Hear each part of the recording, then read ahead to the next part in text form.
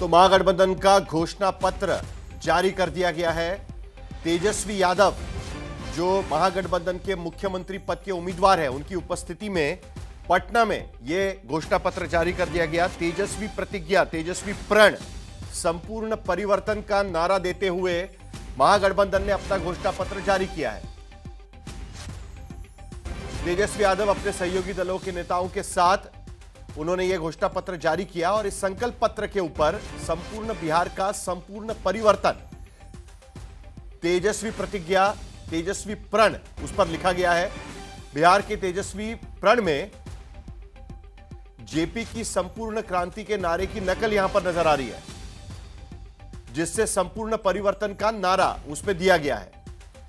तेजस्वी यादव ने यह भी आरोप लगाया कि आज बिहार में अफसरशाही का पूरा राज चल रहा है और घूस के बिना काम नहीं दिया जा रहा है, यह भी उनका दावा है उसमें। उसके साथ साथ नीतीश कुमार पर भी उन्होंने तंज कसा है, कहा है कि एनडीए दरअसल नीतीश को पुतला बनाकर इस्तेमाल कर रही है।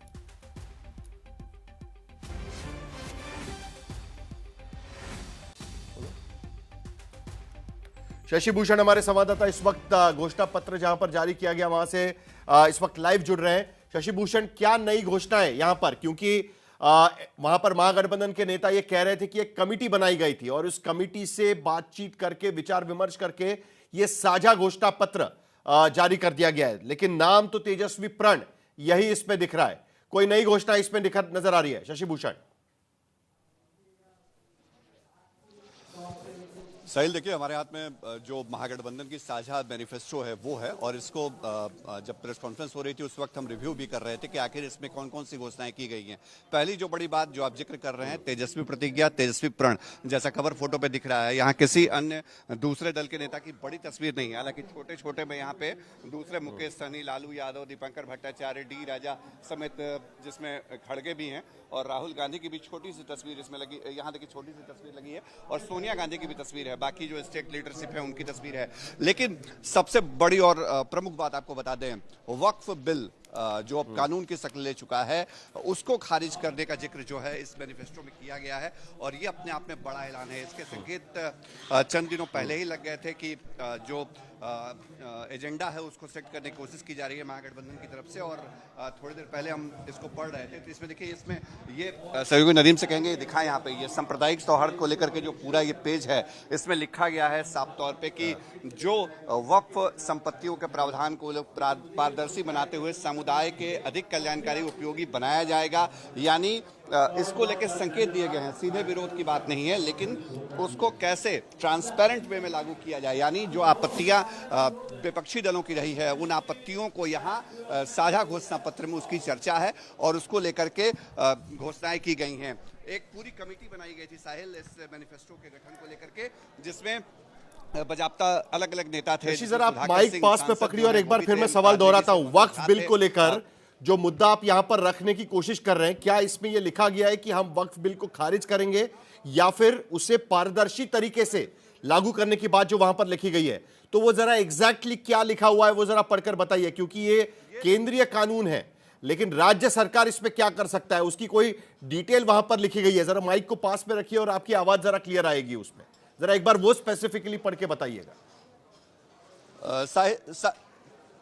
साहिल, देखिए, इसमें स्पष्ट तौर पे लिखा गया है कि सभी अल्पसंख्यक समुदायों के संवैधानिक अधिकारों की रक्षा की जाएगी, वक्फ संशोधन बिल पर रोक लगाई जाएगी। राज्य सरकार के पास ये अधिकार नहीं है, लेकिन इसमें स्पष्ट लिखा गया है कि वक्फ संशोधन विधेयक जो लागू किया गया उस पर रोक लगाई जाएगी, और वक्फ संपत्तियों के प्रबंधन को पारदर्शी बनाते हुए उसे समुदाय के बीच अधिक कल्याणकारी और उपयोगी बनाया जाएगा।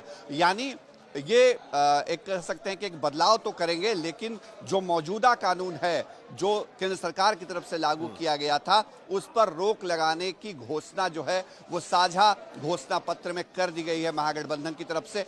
तो ये कह सकते हैं कि अब तक का सबसे बड़ा फैसला है जो एक मास्टर कार्ड के तौर पे महागठबंधन के नेताओं ने सामने रखा है अल्पसंख्यक समुदाय को देखते हुए। और कहीं ना कहीं जो लगातार हम बता रहे थे कि जिस तरह से ओवैसी सीमांचल के इलाके से निकलकर अब दूसरे इलाकों में अपने उम्मीदवारों के जरिए दस्तक दे रहे हैं, तो यह आशंका शायद कहीं ना कहीं रही होगी तेजस्वी यादव को, राष्ट्रीय जनता दल को, कांग्रेस को या दूसरे जो घटक दल हैं महागठबंधन के उनको, कि हो सकता है कि ओवैसी सेंधमारी करें अल्पसंख्यक वोटरों के बीच में। तो उस परिस्थितियों में एक पुरजोर कमिटमेंट दिया जाए। वक्फ संशोधन बिल जो लागू किया गया, जो कानून की जब राहुल गांधी सितंबर 2025 में बिहार में थे, तब उन्होंने कहा था कि जो लोकल बॉडीज है उसमें आरक्षण की सीमा 50% तक बढ़ाएंगे। Schedule caste, schedule tribes, other backward classes और ईबीसी गवर्नमेंट कॉन्ट्रैक्ट्स में, और उसके साथ साथ law of protection against atrocities, उस पर भी उन्होंने बात कही थी। तो ये आरक्षण को लेकर क्या स्पेसिफिक चीजें लिखी हुई है जो राहुल गांधी का वादा था सितंबर 2025 का, कि गवर्नमेंट कॉन्ट्रैक्ट्स में 50% contracts schedule caste, schedule tribes, OBC और ईबीसी को दिए जाएंगे, और उसके साथ साथ जाति सर्वे जो किया गया उसके आधार पर आरक्षण की बात, क्या वो भी बात इसमें लिखी गई है जो घोषणा पत्र अभी जारी किया गया उसमें? देखिए साहिल, अब लगातार रिव्यू कर रहे हैं, चूंकि अभी अभी कॉपी हमारे हाथ में आई है, तो आरक्षण वाले कॉलम तक तो अब तक हम नहीं पहुंचे। लेकिन कुल अगर बात करें तो थोड़ा समय लग रहा है हमको भी, चूंकि हमारे हाथ में अभी कॉपी आई है, हम भी एक एक चीज ठीक है चेक करके ही बता पा रहे हैं। लेकिन हाँ, ये कुल 21 घोषणाएं ऐसी हैं जो सरकार बनने पर महागठबंधन लागू करेगा, इसको जगह दी गई है। इसमें जो 200 यूनिट मुफ्त बिजली की बात थी, फ्री बिजली, उसको भी लागू किया गया है। 500 रुपए वाला सिलेंडर जो कांग्रेस की योजना में भी शामिल थी। हमने आपसे पहले भी कहा था कि जो साझा घोषणा पत्र होगा उसमें कांग्रेस के जो वादे हैं वो भी शामिल होंगे और आरजेडी के भी वादे शामिल होंगे, तो वो चीजें दिख रही हैं। इसके अलावा जो दूसरे तरह की जो अन्य समस्याएं हैं, जैसे भोजपुरी, मगही, वज्जिका को लेकर के बेटरमेंट के लिए वो सारी चीजें की गई हैं। और इसमें एक जो बहुत महत्वपूर्ण बात हमको दिख रही है वो ये कि जो पूर्व सैनिक हैं, अग्निवीर वाला जो पूरा एजिटेशन हुआ था उसमें सवाल खड़े किए थे विपक्ष ने, और उसके बाद लगातार पूर्व सैनिकों को लेकर के भी कई तरह की बातें तेजस्वी यादव, लालू यादव करते रहे हैं। तो हम देख रहे हैं कि पूर्व सैनिकों के लिए यहाँ एक बड़ी घोषणा की गई है। इसमें कहा गया है कि अगर सशस्त्र बलों और सैनिक बलों या शहीद जवानों की अनुग्रह राशि जो होगी, मतलब जो सरकार अपनी तरफ से राशि देती है, वो कम से कम 1 करोड़ रुपए करेंगे। अगर उनकी सरकार आती है बिहार में, तो बिहार से जो शहीद ताल्लुक रखेंगे उनको 1 करोड़ की अनुग्रह राशि दी जाएगी, और उनके एक किसी परिजन या आश्रित को सरकारी नौकरी भी दी जाएगी। इसके अलावा भी अन्य घोषणाएं की गई हैं। थोड़ा समय लग रहा है, लेकिन एक एक करके हम हर पॉइंट बता रहे हैं। लेकिन अब तक जो हम मोटे तौर पे कह सकते हैं साहिल, जो वक्फ बिल है जो अब कानून की शक्ल ले चुका है, उसको सीधे सीधे खारिज करने की बात महागठबंधन ने कर दी है अपने इस साझा मैनिफेस्टो के जरिए। बड़ी घोषणा है आज की स्थिति में, क्योंकि ये केंद्र का कानून है, लेकिन उसके बावजूद महागठबंधन की तरफ से ये वादा किया जा रहा है प्राण पत्र के रूप में, और कहा जा रहा है कि वक्फ कानून को रद्द किया जाएगा। वक्फ बिल का उसमें यह किया हुआ है। हमारे साथ बाकी जो मेहमान है वो भी जुड़ चुके हैं, लेकिन शशि भूषण, जो सवाल मैंने आपसे पूछा था, आपको मिलता है वैसे ही हमें खबर करिएगा, क्योंकि हमें यह भी जानना है कि आरक्षण को लेकर इस पे क्या बातें लिखी हुई है। गुरु प्रकाश पासवान, भारतीय जनता पार्टी के प्रवक्ता, हमारे साथ जुड़ रहे हैं, क्योंकि अभी 30 तारीख को एनडीए का घोषणा पत्र भी जारी किया जाएगा। सुरेंद्र राजपूत, कांग्रेस के प्रवक्ता, भी इस चर्चा में शामिल हो रहे हैं। राजीव रंजन, जनता दल यूनाइटेड के प्रवक्ता, इसमें शामिल हो रहे हैं। बार बार तेजस्वी यादव नीतीश कुमार को पुतला कह रहे हैं कि भारतीय जनता पार्टी पुतले की तरह नीतीश कुमार का इस्तेमाल कर रही है। प्रोफेसर सुबोध मेहता, आरजेडी के प्रवक्ता, भी इस चर्चा में शामिल हो रहे हैं। सुबोध मेहता जी, जरा आपसे जानना चाहूंगा, क्योंकि जहां तक मुझे समझ में आता है वक्फ कानून पास हो चुका है, पार्लियामेंट के दोनों सदनों में 16 घंटे की चर्चा के बाद पारित हो चुका है। ऐसे में एक राज्य उठकर यह कैसे कह पाएगा, अगर आपकी सत्ता आती है तो, कि हम वक्फ कानून को लागू नहीं करेंगे और उसके प्रावधानों को पारदर्शी तरीके से लागू करेंगे? तो प्रावधानों को पारदर्शी तरीके से लागू करेंगे वो बात अलग है, लेकिन इस कानून पर रोक लगाएंगे, ये आप कैसे हासिल करोगे, जरा वो भी बता दीजिएगा। क्योंकि तेजस्वी यादव का वादा है और दावा है कि जो वो कहते हैं वो करके दिखाएंगे। साहिल जी, देखिए 20 सालों से माननीय मुख्यमंत्री जी की और एनडीए की सरकार चल रही है बिहार में, और जिस तरीके से पढ़ाई, दवाई, कमाई, सिंचाई, सुनवाई और कार्रवाई, ये जो 6 एस्पेक्ट हैं, सेक्टर्स हैं, इन सभी पे आप देखिएगा कि कहीं भी माननीय मुख्यमंत्री जी का कोई भी काम स्ट्रक्चरल रिफॉर्म हो या फिर फिजिकल रिफॉर्म हो कहीं देखने को नहीं मिलता है। इसका परिणाम ये हुआ कि सभी पैरामीटर्स में, नीति आयोग के पैरामीटर हो, यूनाइटेड नेशन का पैरामीटर हो, किसी भी डेमोग्राफी पे जो है बिहार ठीक नहीं कर रहा है। अगर आप जो स्पेसिफिक ठीक बात है। हमसे पूछ रहे हैं वक्फ बोर्ड पे, तो देखिए लगातार इसके हाँ। ऊपर पार्लियामेंट में हमारी पार्टी ने अपना रुख बयां किया था और हमारे जो सांसद हैं राष्ट्रीय जनता दल के सुधाकर सिंह जी ने इसका जो है पुरजोर विरोध किया था। हम पार्लियामेंट्री कमिटीज को भी, जो हमारे जो इंडिया अलायंस के मेंबर थे, उन लोगों ने भी ऑब्जेक्शन दिया था और यहाँ तक कि सुप्रीम कोर्ट ने भी ये 3 ऐसे जो है ऑब्जेक्शंस लगाए थे, चाहे वो डिस्ट्रिक्ट मजिस्ट्रेट को पावर देने की बात हो या फिर प्राइवेट जो प्रॉपर्टीज है उसको। सुबोध मेहता जी, सुप्रीम कोर्ट का जिक्र आप कर रहे हैं, इसीलिए मैं आपको एक बार फिर पूछता हूं, क्योंकि सुप्रीम कोर्ट पे यह मामला चल रहा है। अंतरिम जो सुनवाई थी वो पूरी हो चुकी है, फिलहाल कानून पर किसी भी तरीके से रोक नहीं लगी हुई है। ऐसे में राज्य सरकार इस कानून को रोक कैसे लगाएगी अगर आपकी सत्ता आती है? देखिए जरा ये वादा जरा खुलकर साफ करिए लोगों के लिए, हमें भी समझना है, कानूनन समझना है और संवैधानिक तरीके से भी समझना है इस बात। देखिए संवैधानिक तरीके से ही मैं बता रहा हूं। देखिए जो मुथल्लिफ्स होते हैं, इनका आर्गुमेंट ये था कि मुथल्लिफ्स ने जो है पूरे प्रॉपर्टी को हाईजैक कर रखा है, तो मुथल्लिफ्स का पावर कम कर देना और मुथल्लिफ्स को नकार देना, यही एक सबसे बड़ा हम लोगों का दुविधा था। क्योंकि मुथल्लिफ्स जो है ये अपॉइंटेड बाय स्टेट है, कोई वक्त का नहीं होते हैं। और जो प्राइवेट प्रॉपर्टी जो होता है, कोई प्राइवेट प्रॉपर्टी नहीं होता है वक्त का, ये प्रॉपर्टी स्टेट का है। क्यों ऐसा मैं इसलिए कह रहा हूँ, क्योंकि जो सर्वे कमिश्नर होते हैं, कोई प्रॉपर्टी देना चाहता है, सर्वे कमिश्नर के पास जाता है, सर्वे कमिश्नर सर्वे करता है, इस बात को फिर स्टेट को रिकमेंड करता है, स्टेट उसको जो है वक्फ बोर्ड में उस प्रॉपर्टी को डालता है। तो इन सारे प्रावधानों का जो है पावर जो है डिस्ट्रिक्ट मजिस्ट्रेट को दे दिया गया था। इस कारण से हम लोगों का इस पे ऑब्जेक्शन था, कोई पारदर्शिता नहीं थी। ठीक इसी प्रकार से बाकी अल्पसंख्यक को देखिएगा, बोध गया में ही देख लीजिए, जो मंदिरों का जो देख रखाव है वो कोई ये और सब चर्चा तो हम कर चुके हैं ना वक्त कानून के समय पे। सुप्रीम कोर्ट के इंटरवेंशन पर भी हम चर्चा कर चुके हैं, सुप्रीम कोर्ट ने इस पर क्या कहा वो सारी चीजें आपको पता है, आप सभी को पता है इसके बारे में। मैं जो स्पेसिफिक सवाल पूछ रहा था उसका जवाब दीजिए, उसके बाद मैं जरा बीजेपी के प्रवक्ता को भी पूछना चाहता हूं, क्योंकि अभी सीधे सीधे साफ शब्दों में महागठबंधन कह रहा है कि हम तो ये कानून को हटा देंगे, लेकिन उसके साथ साथ 21 घोषणाएं भी वो कर चुके हैं यहां पर। सुबोध मेहता जी जल्दी से, अगर आपके पास जवाब है तो बताइए कैसे आप करेंगे उसको।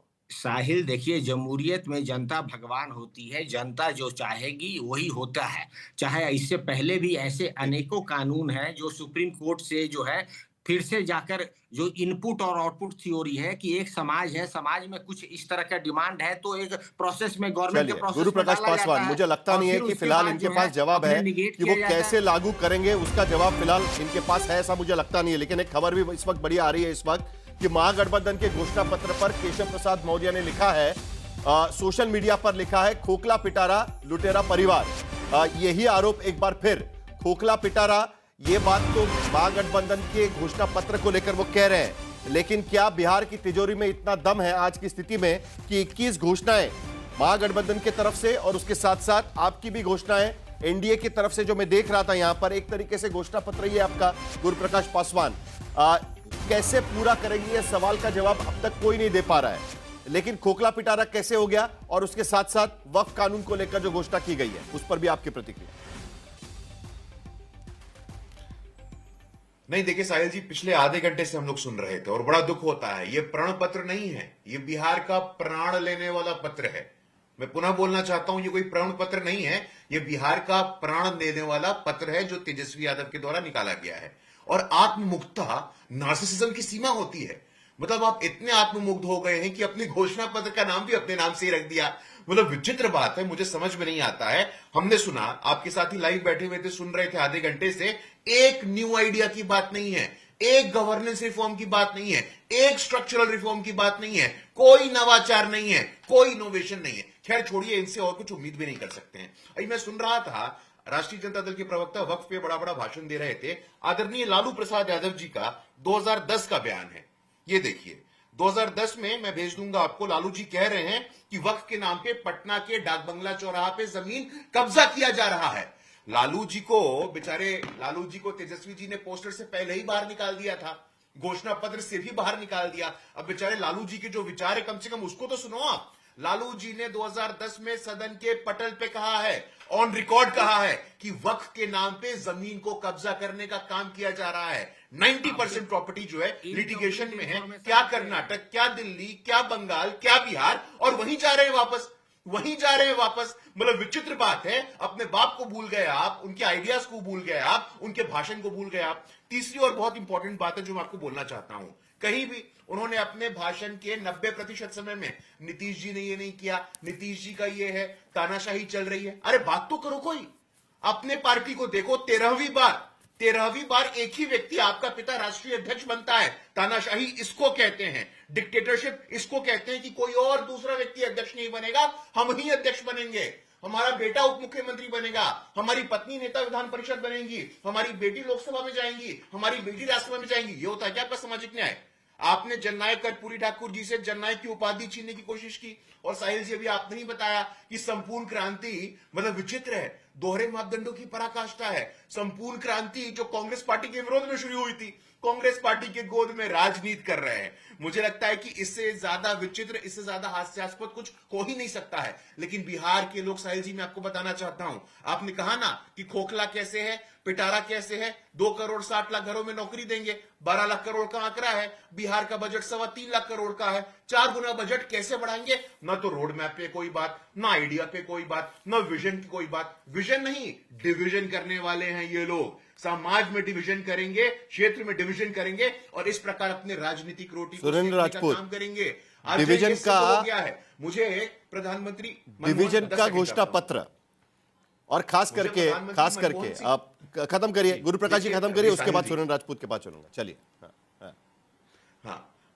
हाँ 10 सेकंड चाहता हूं। देखिए, मुझे आज प्रधानमंत्री मनमोहन सिंह जी का भाषण याद आ रहा है कि देश के संसाधनों पे पहला हक देश के मुसलमानों का है। हमने स्वागत किया होता साहिल जी अगर इन्होंने कहा होता कि देश के दलितों का है, देश के पिछड़ों का है, देश के गरीबों का है। आज भी ये तुष्टीकरण का डिवीजन पत्र है। ये धर्म और जाति के नाम पे, अपने राजनीतिक रोटी को सेकने के नाम पे सिर्फ और सिर्फ धर्म और तुष्टीकरण का मुद्दा आ ही गया एक बार फिर। ये प्लान और योजना और आरजेडी के प्रवक्ता शायद नहीं कह पाए, लेकिन आप जरा बता दीजिएगा, इस पूरे कानून को कैसे रद्द किया जाएगा, राज्य सरकार द्वारा कैसे रद्द किया जाएगा, वो भी जरा समझने की कोशिश करेंगे। सुरेंद्र राजपूत।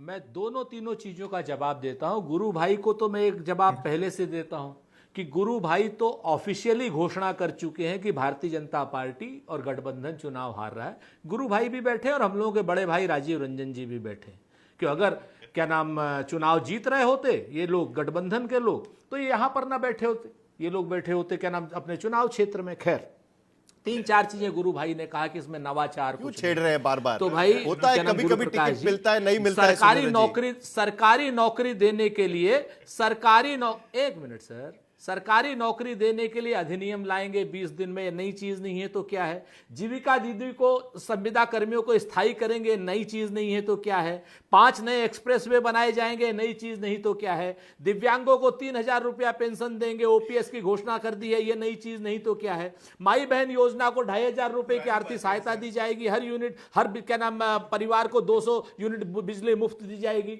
माइक्रो फाइनेंस की किस्त वसूल करने के दौरान कर्ज माफी की जाएगी, ब्याजों पर नियंत्रण करने के लिए कानून बनाया जाएगा। प्रतियोगिता परीक्षा के फार्मों की फीस माफ की जाएगी।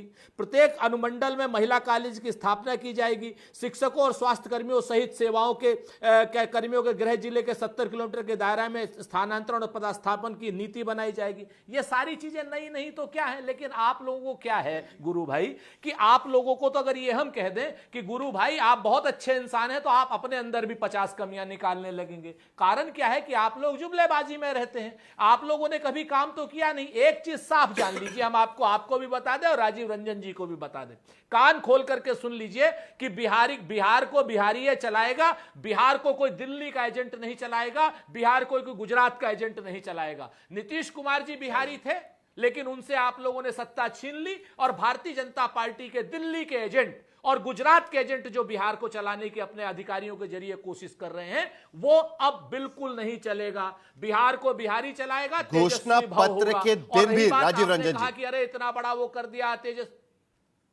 जी जी। अभी अगर आप वक्त पर कहिए तो उस पर भी बोल दूं मैं। हाँ बोल दीजिए जल्दी से, चलिए सुरेंद्र राजपूत जी, वो भी समझना है, जरा बता दीजिएगा। आइए हाँ आइए आइए, आप समझ लीजिए। एक चीज जान लीजिए, जैसे ही बिहार की सरकार बनेगी, हम आपको आज एक घोषणा कर रहे हैं, उसी दिन से केंद्र की सरकार जो है परेशानी में आ जाएगी, उसी दिन से ट्रबल वाटर में आ जाएगी। केंद्र की सरकार खत्म, वक्फ कानून खत्म। एक चीज जान लीजिए, बिहार जिताइए और केंद्र भगाइए। तो मतलब बिहार जिताएंगे तो केंद्र सरकार गिरेगी। चलिए, मोदी जी मुख्यमंत्री, ये तो संपूर्ण क्रांति का ही नारा हो गया ना एक तरीके से। नहीं मतलब ये तो संपूर्ण क्रांति का ही नारा हो गया ना एक तरीके से। राजीव रंजन जी को याद होगा, जयप्रकाश नारायण ने उस वक्त नारा दिया था संपूर्ण क्रांति का, बिहार से बिहार की सरकार बदलेगी तो देश की सरकार बदलेगी। बनारस से भी देखिए, सबसे पहली बात है ये कितना दिलचस्प, बिहार की सरकार बदलेगी, देश की लोक सरकार नायक बदलेगी। जयप्रकाश नारायण ने इंदिरा गांधी जी के अधिनायकवाद फिर ये दोबारा व्यवस्था परिवर्तन का राजीव रंजन जी, भ्रष्टाचार और व्यवस्था परिवर्तन ये बड़े सवाल थे। और उस समय हुकूमत इंदिरा गांधी जी की थी। इंदिरा जी के अधिनायकवाद के खिलाफ देश में इतना बड़ा आंदोलन हुआ, और आंदोलन का जो शंखनाद है वो बिहार की धरती से। लेकिन ये गठबंधन क्या है?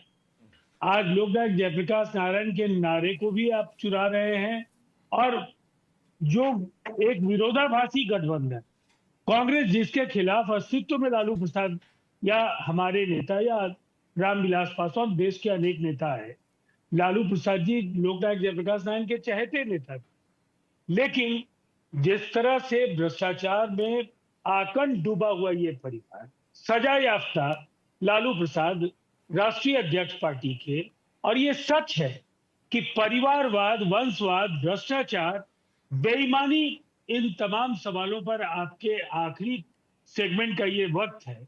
विस्तार से मैं जाने के बजाय मैं इतना ही कहूंगा कि इतना दागदार कोई परिवार व्यवस्था परिवर्तन और बिहार के बदलाव की बात सोच कैसे सकता है, लोग यकीन कैसे करें? देखिए, एक बात बिल्कुल ये भी बता दीजिएगा सर, जी, 5 सेकंड का आज वो कह रहे हैं कि नीतीश जी को पुतला बनाया जा रहा है, पुतला बनाया जा रहा है। राजीव रंजन जी, ये भी आज प्रेस कॉन्फ्रेंस में कहा गया वहां पर। नीतीश कुमार जी को दुनिया की कोई शक्ति नियंत्रित नहीं कर सकती है। वो एक विजनरी लीडर है, और उनके सपने और उन सपनों को जमीन पर उतारने का अपना उनका मौलिक तरीका है। उस तरीके को जमीन पर उतारने में केंद्र सरकार ने उनकी मदद की है, और लगातार मदद की है। और अभी सुरेंद्र राजपूत तो लंबे लंबे भाषण दे रहे हैं। ये राज्य केंद्र की औपनिवेशिक नीतियों का सबसे बड़ा शिकार रहा है, और इस राज्य में 6 दशक कांग्रेस की सरकारों के दौरान, चूंकि बहस में ये बातें बेहद आना है कि इनका चाल चरित्र और चेहरा क्या है, थ्रेट इक्वलाइजेशन बिहार जैसे राज्यों को पीछे धकेलने के लिए लाए, स्टेट रॉयल्टी के दरों में आपने सुनील राजपूत जी, आपकी रिस्पॉन्सिबिलिटी है, 20 साल के पहले की बात कर रहे हैं वो। और मैं जो राजद का जो ये 15 वर्षों का कार्यकाल है, मैं ये 78 वर्षों में जो 20 को एक चीज याद दिला देना चाहता हूं। राजीव रंजन जी, मैं आपसे सहमत हूं। आपको मैंने टोका नहीं, आपने मेरा नाम लेकर के भी टिप्पणी की। नहीं, समय खत्म हो जाएगा। देखिए, आज तो प्रेस कॉन्फ्रेंस ने हमारा समय ले लिया। साहिल भाई, जल्दी से सुनील राजपूत जी, 30 सेकंड है हमारे पास, आखिरी 1 मिनट है, जल्दी से आपकी बात 30 सेकंड में, उसके बाद गुरु प्रकाश, जल्दी से। बस मैं राजीव रंजन जी से सहमत हूं। बिहार की धरती ने हर तरीके की इमरजेंसी का विरोध किया। जब हमने इमरजेंसी लगाई थी तो हमारा विरोध हुआ था।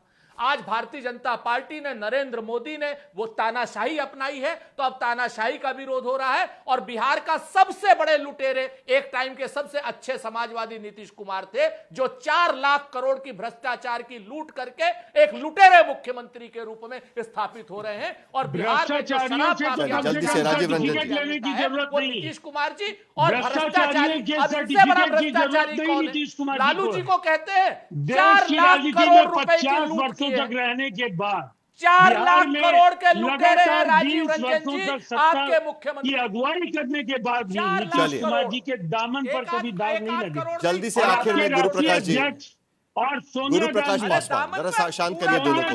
राहुल गांधी, जैसे महागठबंधन के घोषणा पत्र पर तेजस्वी यादव का फोटो वहां पर दिखाई दे रहा है, क्या एनडीए के घोषणा पत्र पर नीतीश कुमार की ही तस्वीर दिखाई देगी? उन्हीं के नाम से ही जारी किया जाएगा, कल ही जारी हो रहा है। नहीं देखिए, नहीं हाँ, कल ही जारी होगा और एनडीए के 5 पॉलिटिकल पार्टीज के लोग वहां रहेंगे और 5 हमारे नेता रहेंगे, उन सबका सामूहिक विजन रहेगा। लेकिन मैं 10 सेकंड में अपनी बात को पूरा करना चाहता हूं। बड़ा विचित्र लगता है जब कांग्रेस के लोग, राष्ट्रीय जनता दल के लोग भ्रष्टाचार की बात करें, शुचिता की बात करें, लॉ एंड ऑर्डर की बात करें और सामाजिक न्याय की बात करें। मतलब लालू जी ने पहला सिंबल किसको दिया था? हमारे मंडल पुरोधा, महान जनवादी नेता, समाजवादी नेता, जिन्होंने मंडल कमीशन की सिफारिशों को लागू कराने में अपना दमखम लगा दिया। ऐसे स्वर्गीय शरद यादव जी के बेटे के लिए जगह नहीं थी। जगह किसके लिए थी? एक दुर्दांत अपराधी शहाबुद्दीन के बेटे के लिए जगह थी। ये संकेत है, आज ये थोड़ा मेरा ट्रेलर समय है कि की बिहार कमी में है। यदि